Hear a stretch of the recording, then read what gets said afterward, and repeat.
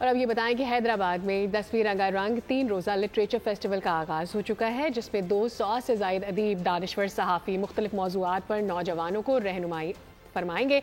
जबकि इस हवाले से म्यूज़िकल प्रोग्राम्स में लोक फनकार परफॉर्मेंस भी नजर आएगी। हैदराबाद से देखते हैं इरफान अराई की रिपोर्ट। सिंध में अदब को फरोग देने के लिए 10वें 3 रोजा लिटरेचर फेस्टिवल का सिंध म्यूजियम में आगाज हो गया, जिसमें नामवर अदीब, दानिश्वर, फनकार और सहाफ़ी शिरकत कर रहे हैं। आप देख रहे हैं कि सेशंस जारी हैं और अगले 2 दिनों तक जारी रहेंगे। इस दौरान मुख्तलिफ सब्जेक्ट पे 40 सेशन होंगे, जिसमें 200 से ज़्यादा मेहमान आपके सामने डिफरेंट टॉपिक्स पे बात करेंगे। इसके अलावा दोनों दिन म्यूजिक के सेशंस हैं, कवाली नाइट भी रखी है हमने।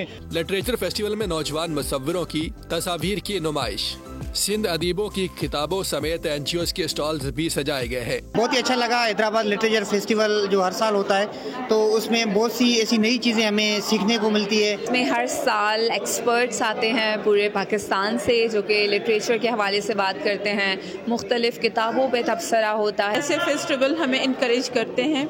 हैदराबाद लेवल पे जो इनका थीम है वो भी बहुत ज़्यादा स्ट्रॉन्ग है। अदबी मेले में कवाली नाइट समेत सिंध नामवर लोग फनकार गीतों पर अपनी भरपूर परफॉर्मेंस देंगे और सिंध की सकाफत को नुमाया करेंगे।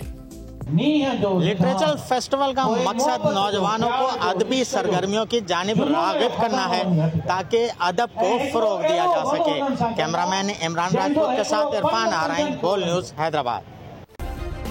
सब्सक्राइब करें और बेल दबाएं ताकि कोई खबर रह न जाए।